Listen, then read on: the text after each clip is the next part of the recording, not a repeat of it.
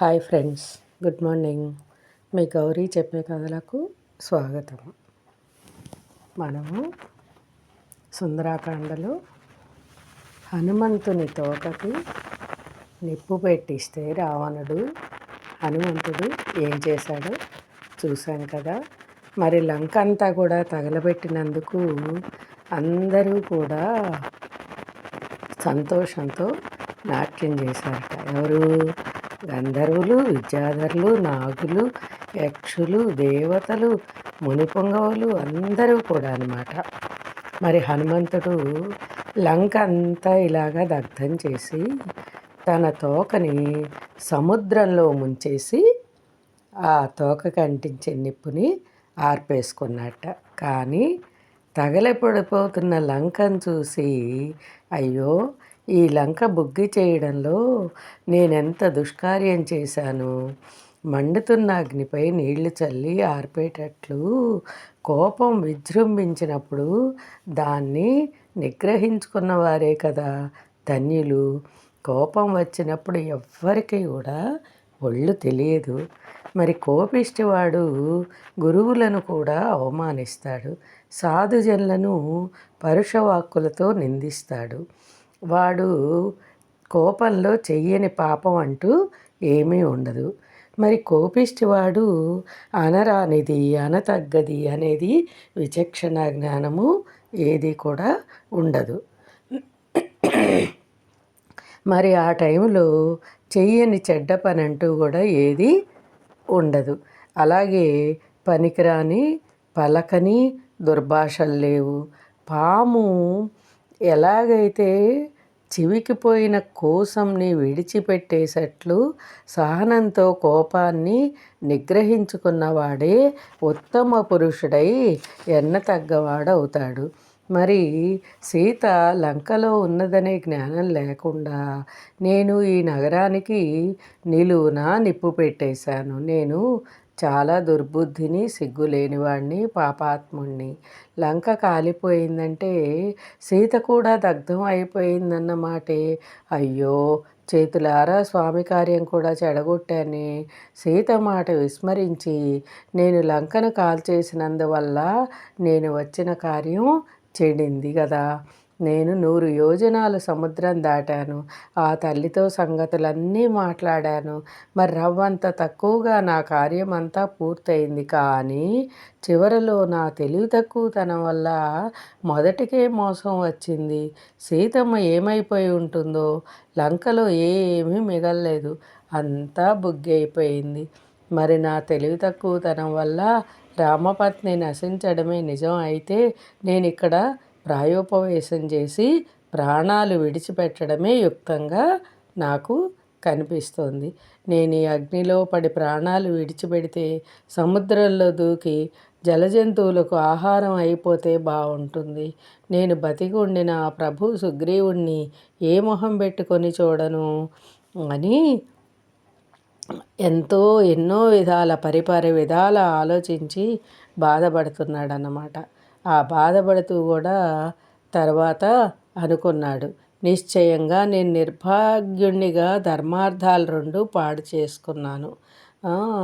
మరి సమస్త లోకానికి కూడా వినాశం తెచ్చిపెట్టాను అని ఎన్నో విధాలుగా విచారించాట. కానీ అంతలోనే అతనికి ఇదివరకులాగే శుభశకునాలు కనిపించాయట అతనికి. దాంతో పావని సీతమ్మ మహా తేజస్సంపన్నురాలు, ఆమె ఎప్పటికీ కూడా నశించదు. ధర్మాత్ముడైన రాముని భార్యను అగ్నిహోత్రుడు స్పృశించలేడు. రాముని ప్రభావం వల్ల, సీతాదేవి పూర్వపుణ్యం వల్ల దహన స్వభావం కలవాడైన ఈ అగ్ని నన్ను దహించలేదు. మరి భరతునకు, లక్ష్మణునకు, శత్రుఘ్నునకు వదినగారి రూపంలో ఉన్న దేవత, రామునకు ప్రాణేశ్వరి అయిన సీతమ్మ నశించదు. నా తోకనే కాల్చని అగ్నిహోత్రుడు సీతమ్మను మాత్రం ఎందుకు దహిస్తాడు అని అనుకుంటూ ఉండగా సముద్ర మధ్యంలో నాకు మైనాకుడు దర్శనం ఇచ్చాడు. ఇది పరమ అద్భుతం కదా. మరి స్వయంగా తాను తపస్శాలి కావడం వల్ల సత్యభాషిణి కనుకను సత్యవ్రత కనుక సీతే స్వయంగా అగ్నిని దహించి వేస్తుంది. మరి అగ్ని సీతనేమీ చేయలేదు అని అనుకున్నట్ట. అనుకుంటూ హనుమంతుడు లంకలో చిచ్చుపెట్టి చాలా గొప్ప పని చేశాడు. రాక్షస స్త్రీలు, రాక్షస బాలబాలికలు, రాక్షస వృద్ధులు గోల పెడుతూ లంకానగర వీధుల్లో పరుగులు పెడుతున్నారట.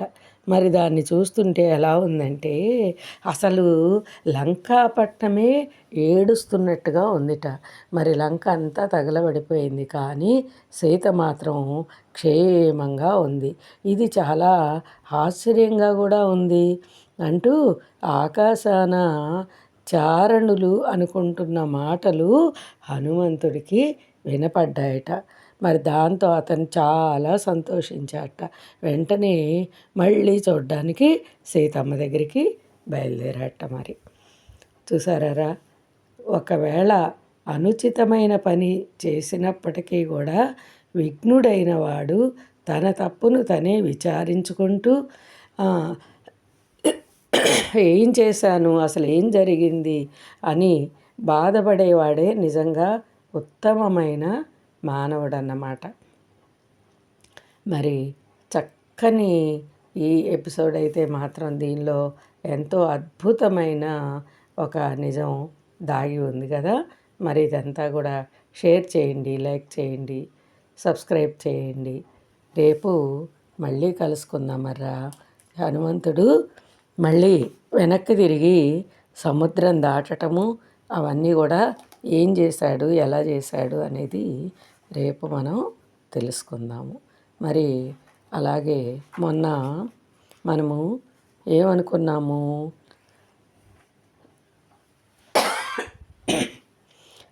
విద్యార్థులు విదేశీయానానికి చేయగలిగింది ఏంటో తెలుసుకున్నాం కదా. అట్లాగా చాలామందికి ఎంతో శ్రమపడుతూ ఉన్నా కూడా ఫలితం కనపడక ధనం అనేది సంపాదించలేకపోతూ ఉంటారు. ఏదో అప్పటికి సరిపడా సంపాదించుకోవటం, వాడేసుకోవటం. కానీ అయ్యో నేను ఇంత కష్టపడుతున్నాను కానీ నాకైతే ధనప్రాప్తి రావడం లేదు అని అంటారు కదా.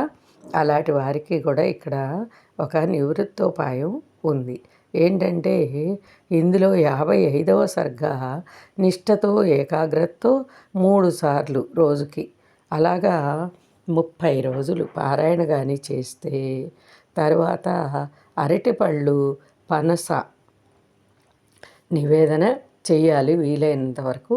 ఇలా చేస్తే వారికి దీనిలో ఏర్పడ్డ కొరత తీరిపోతుందన్నమాట. మరి చేసి చూస్తారు కదా. రేపు మళ్ళీ కలుసుకుందామరా. మీ గౌరీ పూర్ణ. బాయ్.